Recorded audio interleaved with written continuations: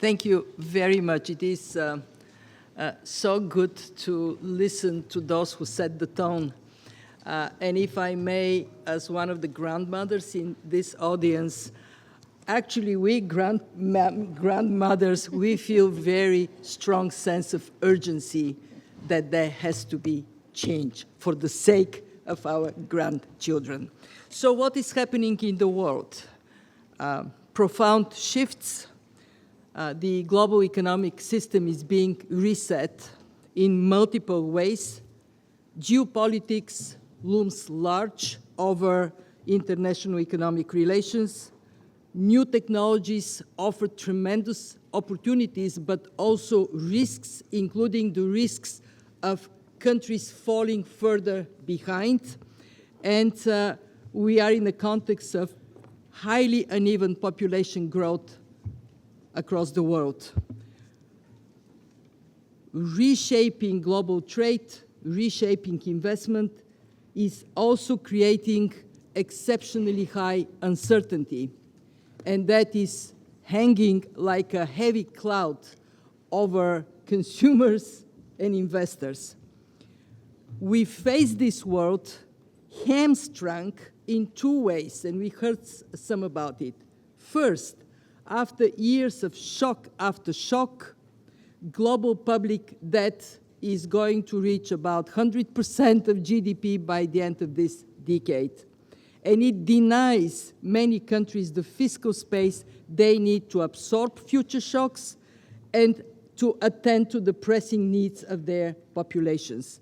Second, to make matters worse, global growth is projected to be lackluster 3% over the next years, materially lower than the historic 3.7% of the decades before COVID. And yet, despite these realities, the global economy has proven to be remarkably resilient to these major shocks. And the question is, why this resilience? One, we owe it to the sustained efforts countries have made to set up sound policies, and very important, to build strong institutions.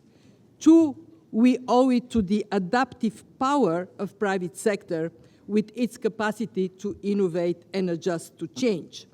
So in that context, what can countries do for their people?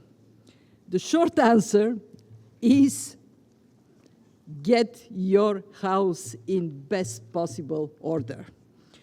In this more fragmented world, you can least afford self-inflicted injuries. You have to be determined to set domestic priorities, and we at the IMF see top two.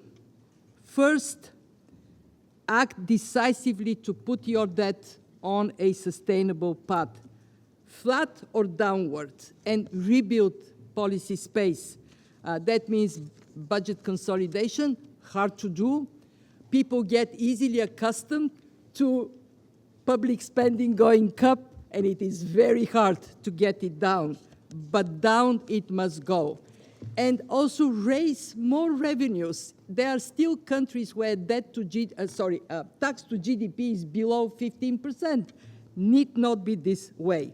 Second, structural reforms that are going to unleash the power of private sector investments. Where regulation is outdated, you don't need it, take it out. Where access to finance is constrained, make it easy.